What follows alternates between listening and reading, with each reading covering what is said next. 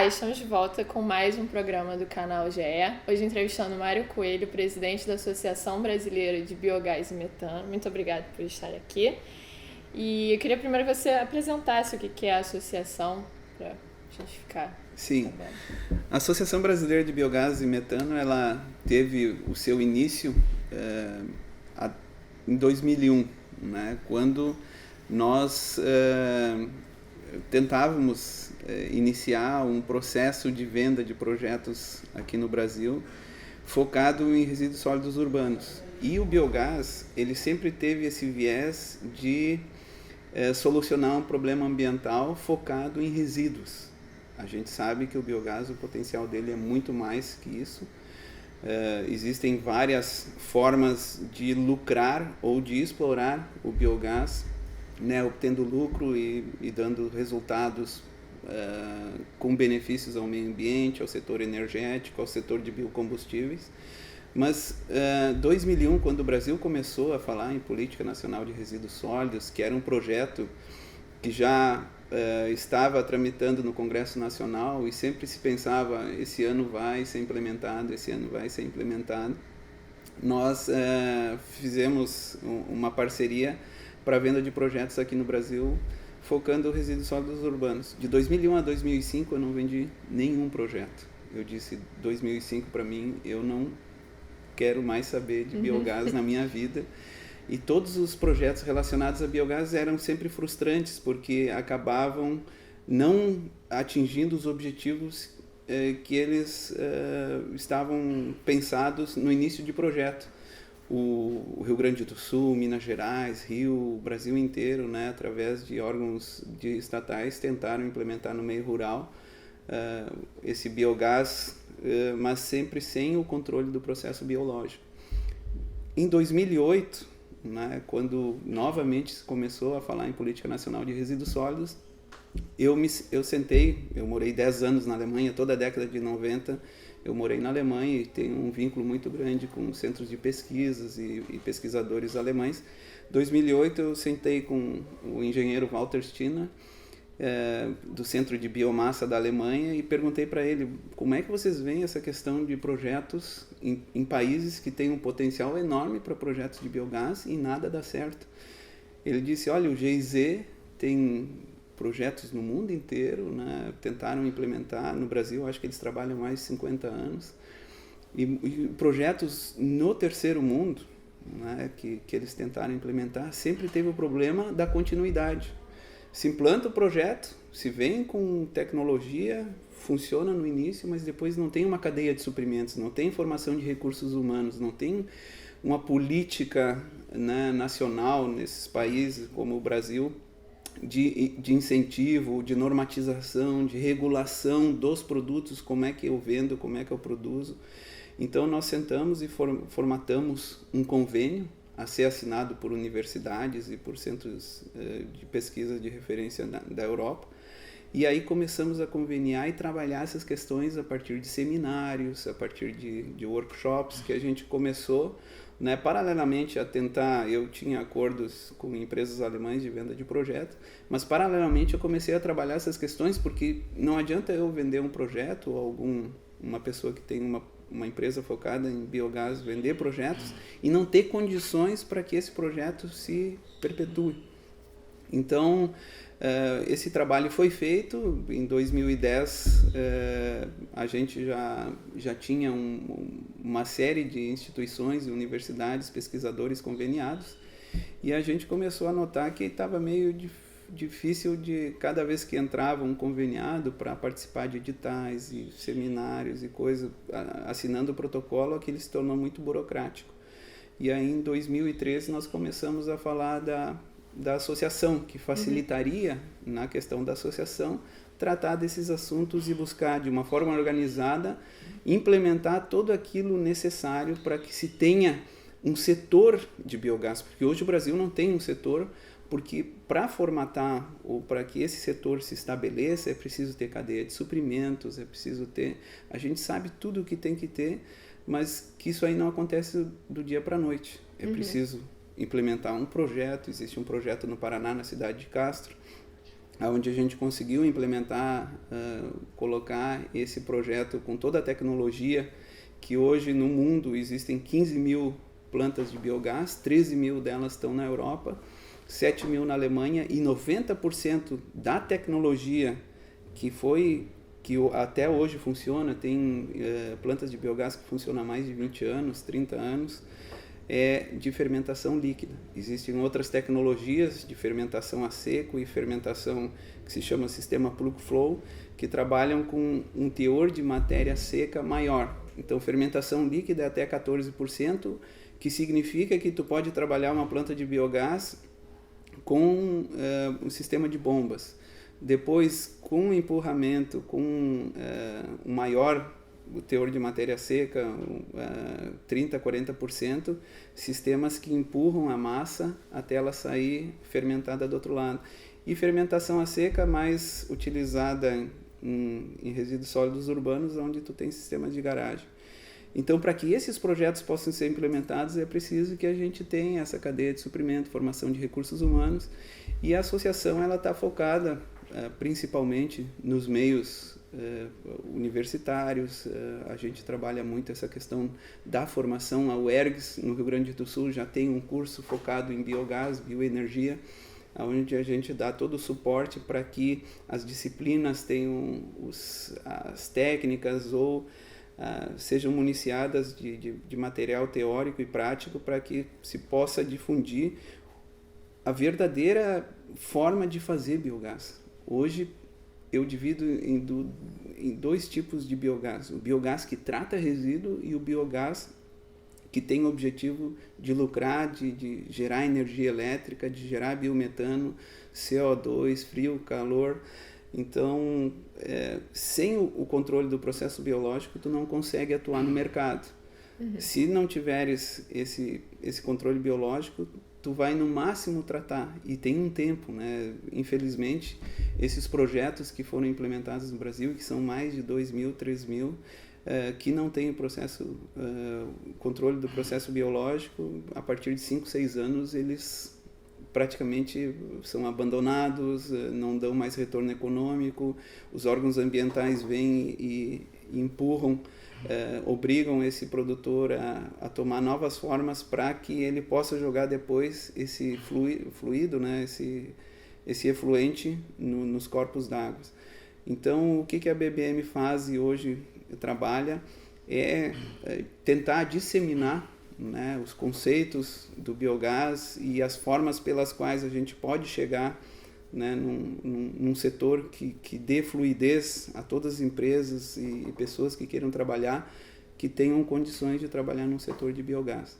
Então, a gente, já no Rio Grande do Sul, a gente fez uma proposta para que o biogás fosse inserido na matriz energética do Rio Grande do Sul e elétrica do Rio Grande do Sul, porque hoje, a nível nacional e a nível estadual, não se fala em biogás como fonte energética. O biogás está escondido atrás da biomassa. Sempre se fala em biomassa, e a gente sabe que o biogás, o potencial dele é muito maior que da biomassa. E para mim, biomassa, quando eu falo em biomassa, para mim é queima. Então, hoje, o Brasil, nas usinas, ela tem uma geração bastante significativa, é importantíssima para o Brasil, a partir da queima do bagaço de cana. Mas biogás, tu fermentas a matéria orgânica e obtém biogás e biofertilizante. Na queima, tu não tem o biofertilizante. E o biogás, a partir dele, tu pode substituir o gás de cozinha, pode substituir ter como alternativa vender como biocombustível, substituir o GNV, pode substituir o GLP, né, eu já falei, a questão da energia elétrica e o CO2. Então, além de ter o adubo. Então, são muito mais benefícios do que simplesmente pegar a matéria orgânica e queimar. Então, o biogás, ele merece um tratamento diferenciado. E acredito que daqui a pouco a gente vai falar um pouquinho mais sobre isso. E o trabalho eu vejo como nobre, não só a Associação Brasileira de Biogás e Metano, mas todas as outras que surgirem ou que já estão trabalhando são importantíssimas para que o setor se estabeleça, né? Tá ótimo. E a minha pergunta agora é qual seria a participação do biogás junto à matriz energética? Quais seriam os usos mais promissores? Seria geração de energia elétrica ou seria o uso no mercado consumidor, na indústria, o comércio?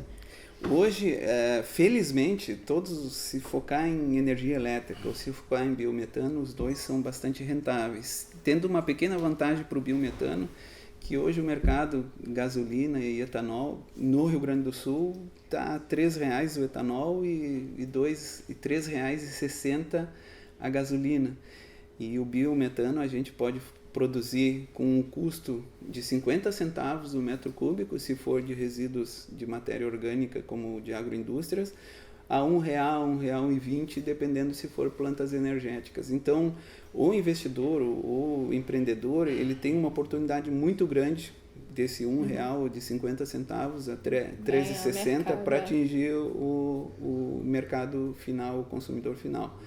Hoje, felizmente, existe uma regulamentação, né, que foi formulada pela ANP, que permite essa comercialização atingindo os níveis de 96,5% de metano no metro cúbico de biometano a ser comercializado, que permite que o empreendedor, né, possa investir nesse ramo.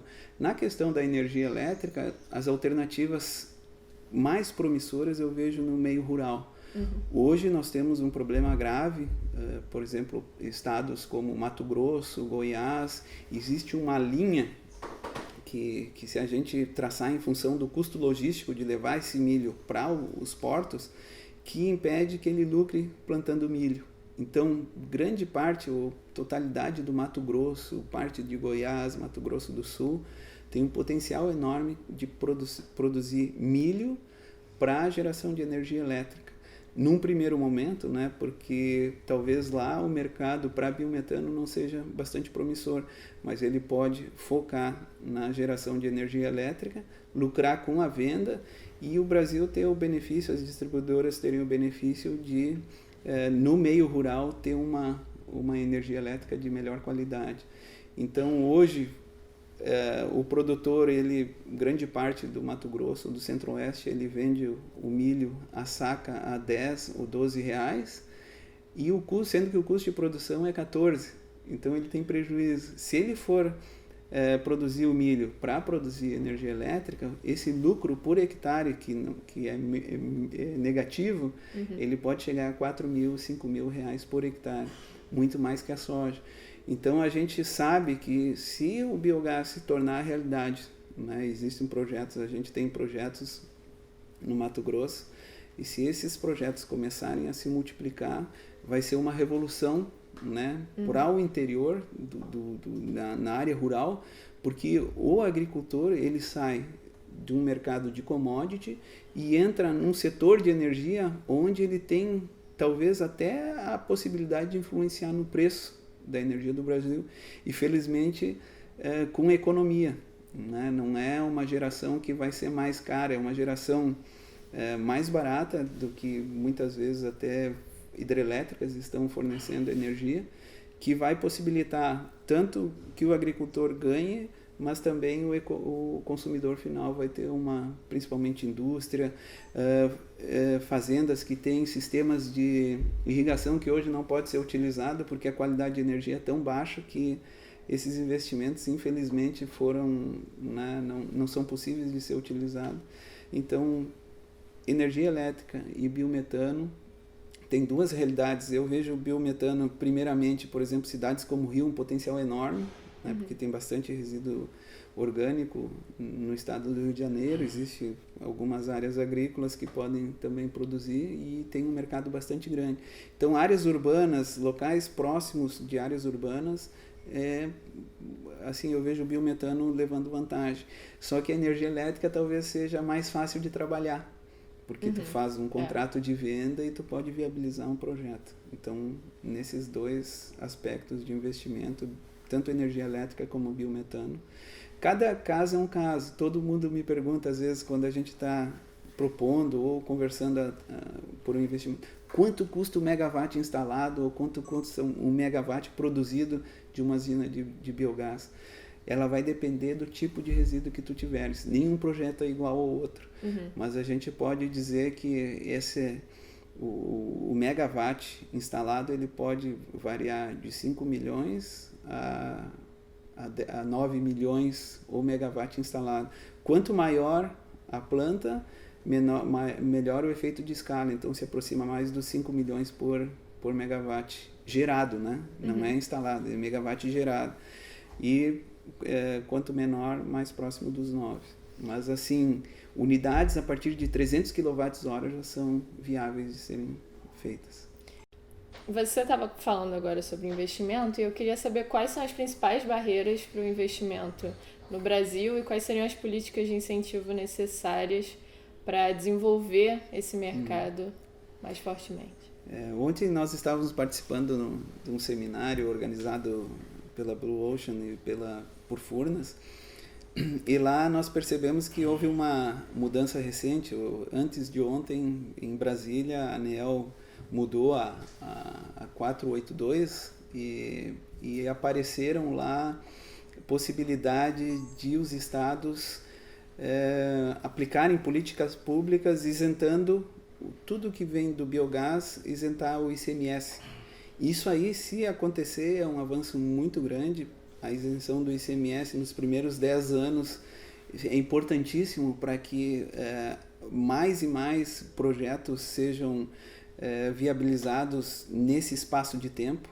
Então, toda a política pública que vier para estimular esse tipo de investimento vai ter um retorno muito grande em termos de economia para o país, porque eu fiz um cálculo, se do dia para a noite hoje nós acordássemos amanhã e pudéssemos abastecer biometano a R$2 o metro cúbico, em vez dos R$3,60 na gasolina e R$3 no etanol, porque o etanol faz 7 km por litro de etanol, a gasolina faz 10, e se esse carro tem essa performance, ele faz 13 com o biometano.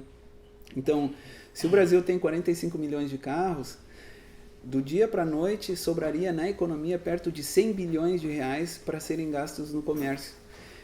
Um acréscimo ou uma economia para o país bastante grande, que a gente vê que o biogás, o biometano, ele tem um efeito, ele puxa o PIB para cima. Quanto mais aumenta a gasolina, etanol, puxa para baixo.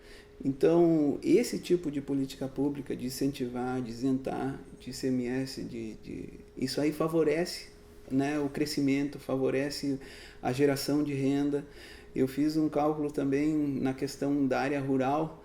Hoje, se o agricultor fosse produzir etanol a partir de milho, ele ficaria com 10% de todo o dinheiro que gira em torno desse comércio, desde o plantio até chegar na usina e a venda no consumidor. No caso do biometano, ele produzindo silagem de milho para a venda de biometano, ele fica com 80% dentro da porteira, né? 80% de todo o dinheiro que gira em torno do biometano. Isso é uma transformação muito grande. Isso pode possibilitar nas áreas rurais um acréscimo de renda que vai favorecer também o desenvolvimento urbano, vai haver mais consumo, vai haver mais investimento em alimentos, porque se tem uma ideia errônea que vem da Europa, onde eles têm somente 6 meses para fazer agricultura. 6 meses é proibido colocar qualquer tipo de adubo líquido ou qualquer coisa em cima da terra. No Brasil nós temos 3 safras por ano. Produzindo silagem de milho, tu tem 1 mês a menos, né? Ou seja, 1 mês a mais para produzir alimento.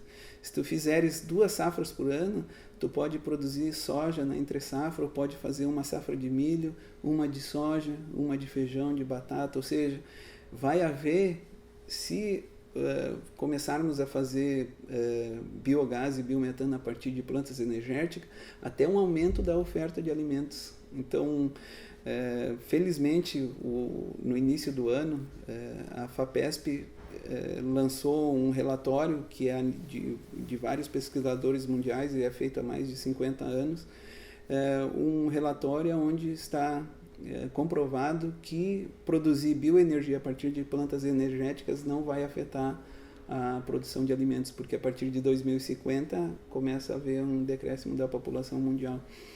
Então, esses aspectos são importantes para que a gente não crie barreiras, né? ou fiquemos fixados em paradigmas que fazem com que o setor não se desenvolva. Então, a função da BBM é alertar para isso, cada vez passar mais conhecimento a respeito do que pode ser feito e com quanto se pode fazer um projeto de biogás para que as coisas aconteçam. Né? Ótimo, muito obrigada pela sua presença. Ficamos aqui com mais esse programa e até a próxima. Obrigado.